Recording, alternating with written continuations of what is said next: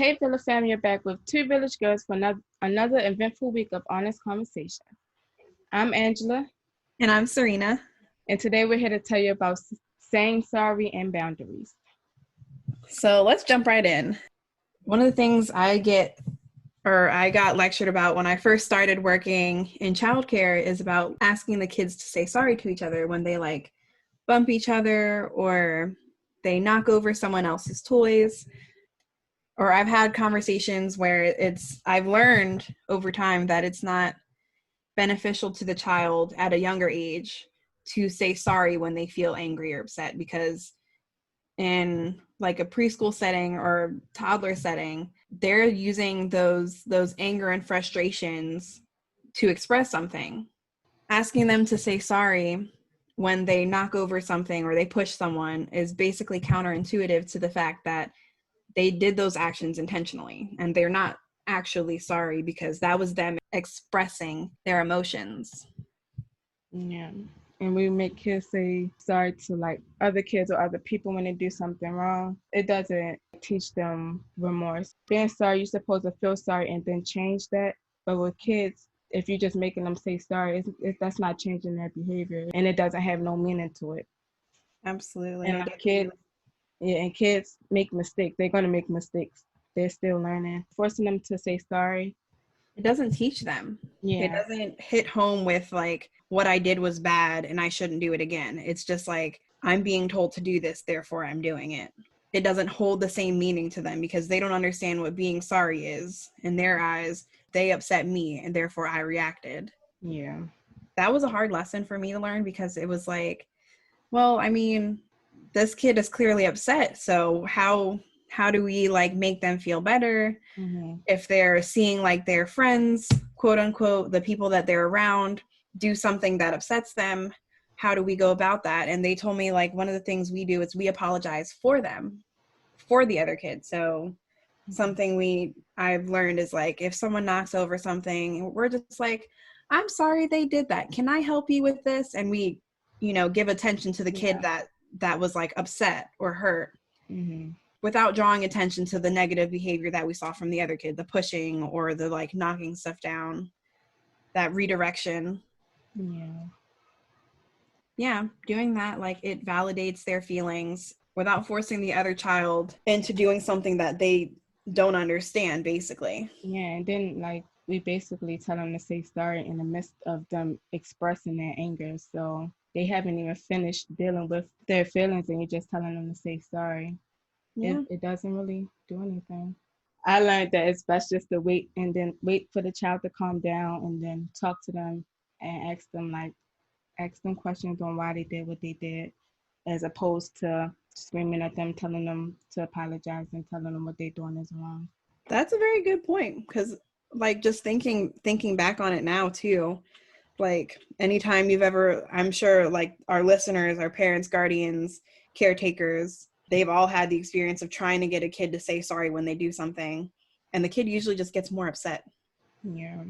So on top of their emotions, you're pushing against them while they're already upset. It doesn't really help their feelings and expressing themselves. It just probably agitates them more. So it's just best to say a little redirection, then have them go, have some time to calm down, and then go and talk to them. That's another thing, giving them space.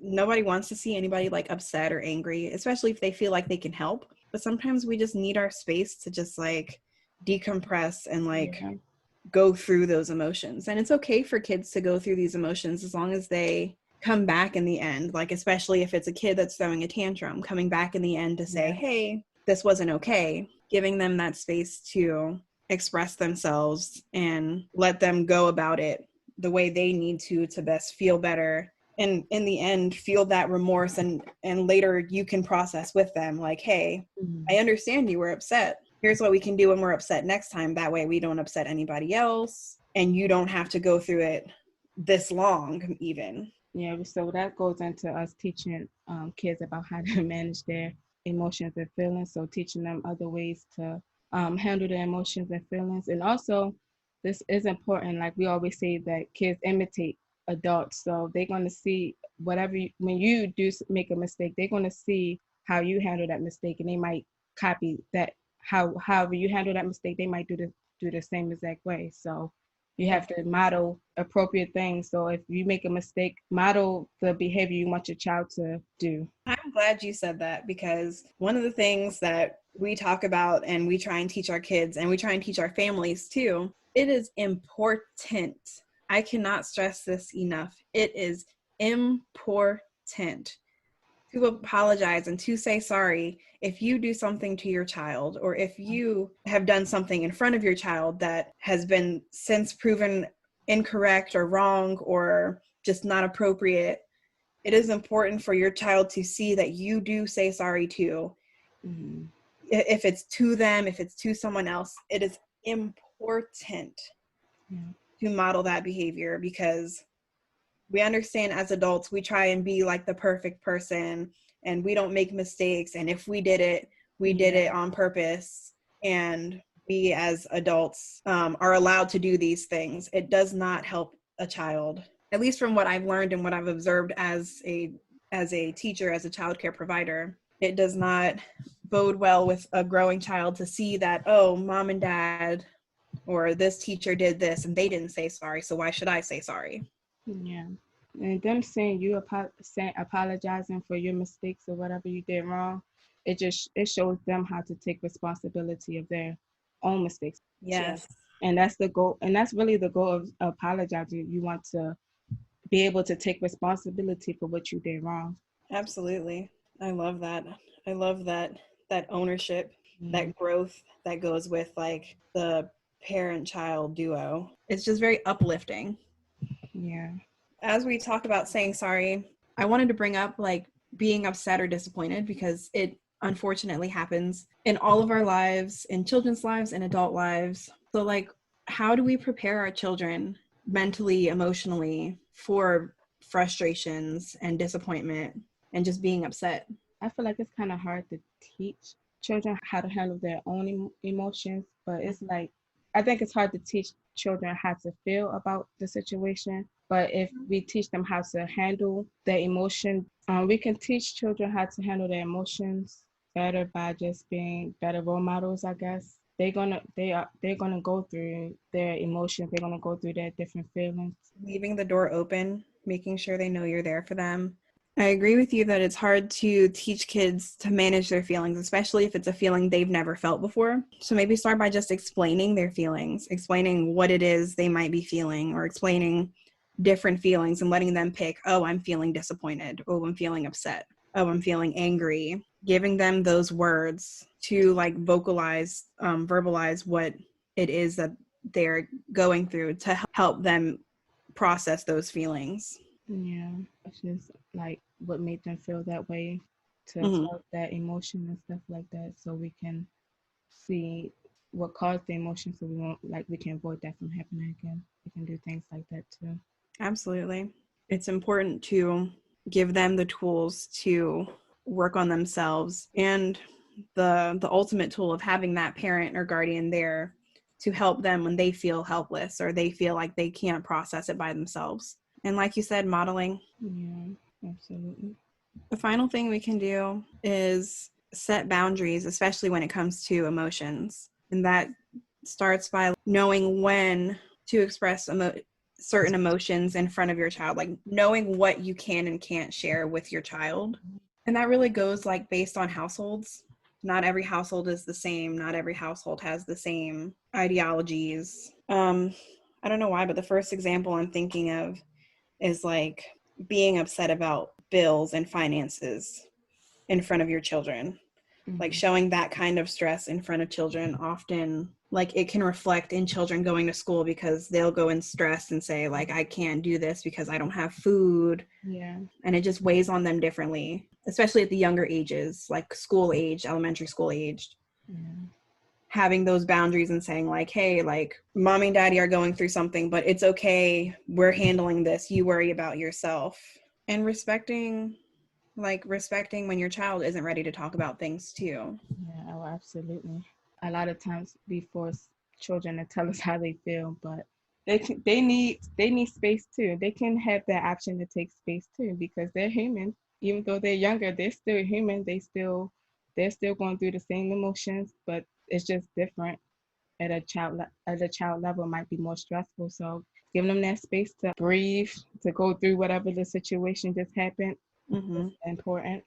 I'm glad you said that. The little, like, that they're a child and their little, like, threshold for stress. Because a lot of people don't think kids can be stressed out or overwhelmed. And that's so far from the truth. I don't know, kids can be Like, stressed. they go through things at their level. Obviously, their level isn't handling mortgages Yeah, and, like, driving cars and auto insurance and stuff. To them, those levels of stress for adults are probably like homework and going to school for them, like yeah. that new environment, new people. Like, they're the things they stress about are different, but it very much It can be similar in the same. It has the same. absolutely. It's had the same freaking impact. Yeah, Mm-hmm. has the same impact. Children are tough cookies, but they can crack too. Yeah, and they can't say that they're stressed because they don't really understand it, but Mm-hmm. they can be stressed, and their actions just show that they're stressed too. And sometimes they even speak on it. Oh yeah.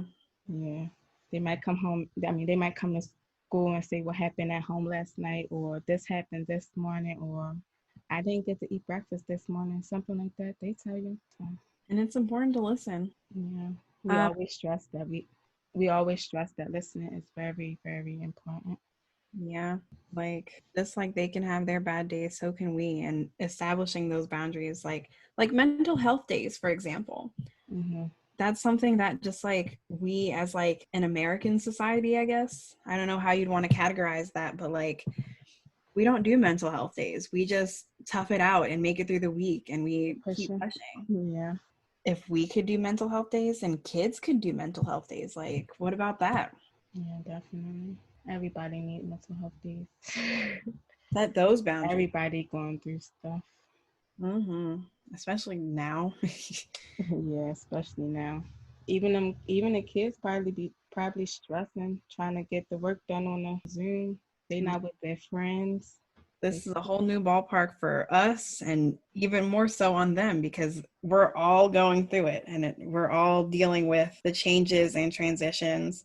One thing I always talk about being frustrated with is that I work with pre-K students right now and they're on Zoom and this is their first school experience. yeah. Hmm. And that to me is so unfair for their young minds because they, one, don't know what school really is, Yeah. and two, like them learning about school and having to sit, which is something we never do in like a child care setting, Yeah. is having them sit for hours is like on top of sitting just like being on a screen.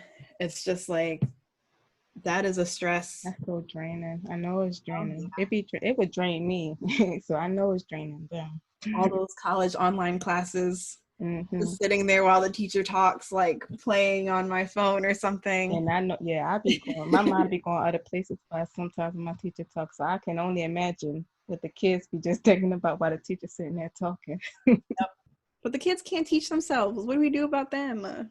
It's so hard. The babies. Setting those boundaries, letting them take breaks. Just like you can have like sick days from work, they can have sick days Mhm. from school. Absolutely. Yeah, sometimes it's hard because we have to work, but the kids, Yeah. let them get a break. Let them express themselves and be heard. Yeah.